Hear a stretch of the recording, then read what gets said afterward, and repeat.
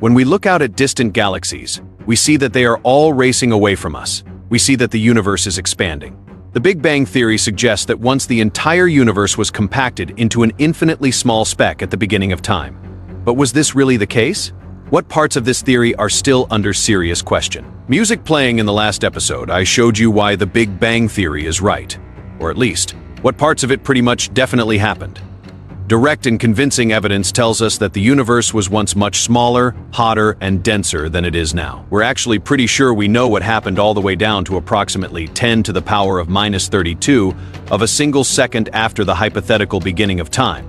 And at that point, the entire observable universe was around the size of a grain of sand. Now, we got down to that size by rewinding the laws of physics, and in particular running the math of Einstein's general theory of relativity backwards.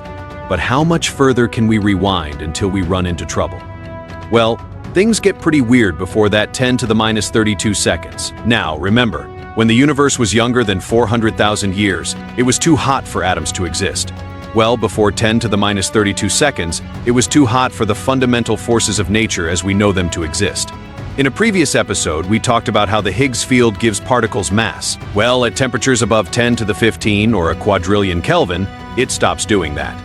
It turns out that when you take this Higgs mass away from the particles that carry the weak nuclear force, they become just like the photon, which itself carries the electromagnetic force. This means that the weak and electromagnetic forces sort of merge into the one electroweak force. For a very brief period soon after the beginning of time, these forces are combined. It is called the electroweak era.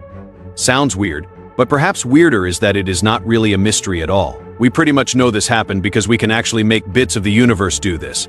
We can create energies needed to produce the electroweak states in the Large Hadron Collider. Yep, we can simulate the instant just after the Big Bang.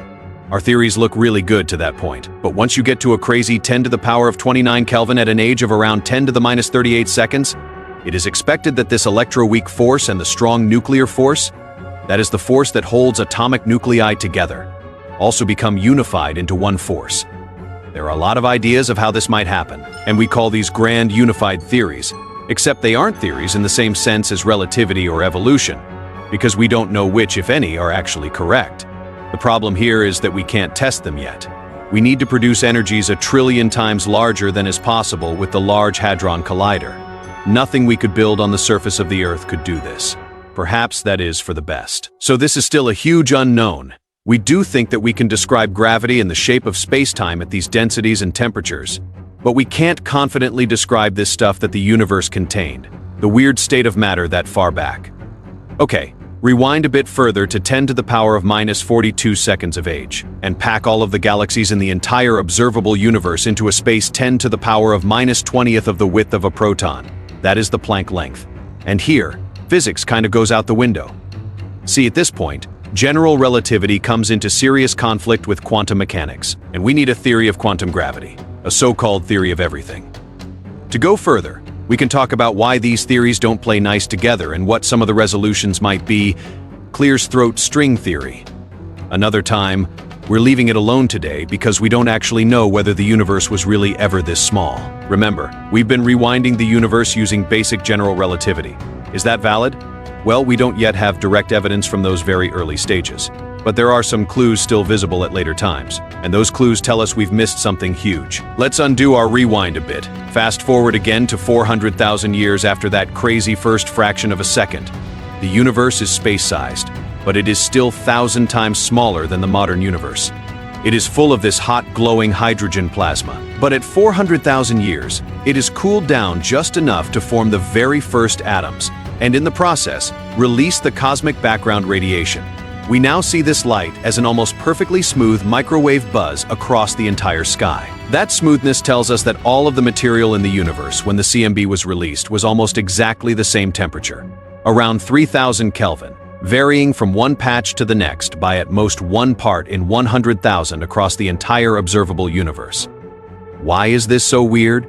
If you have a cup of coffee and drop in some cold milk, it will all smooth out and become the same temperature after a bit of time. Well, the universe works in the same way. But based on the simplistic expansion you predict from general relativity, when the CMB was released, there just hadn't been enough time for this mixing to have occurred. See, in order for the most distant patch of the universe we can see in that direction to have the same temperature and density as the most distant patch in that direction, there needs to have been enough time for something to travel between those points to diffuse and even out that heat. And there just wasn't, not even for light, the fastest thing that there is. Let's take this grain of sand-sized universe at 10 to the minus 32 seconds. A photon emitted on one side of that grain wouldn't have time to get to the other side, not even in 400,000 years. See, although light is fast, those opposite edges of the universe were traveling apart even faster. Another way to say this is that those edges of the universe have always been beyond each other's particle horizons. A quick refresher. Here is a nice review episode on cosmic horizons. So those edges shouldn't be in each other's observable universes. Not then, not now. This serious issue is called the horizon problem, and it is a big deal that we need to sort out.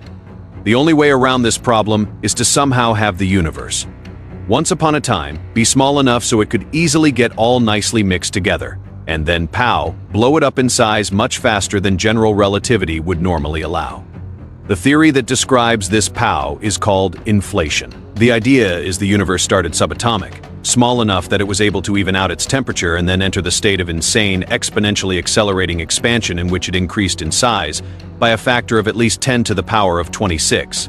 So 100 trillion to something like our grain of sand size, at which point it slowed down to its regular expansion rate. But its edges are thrown way out of causal connection.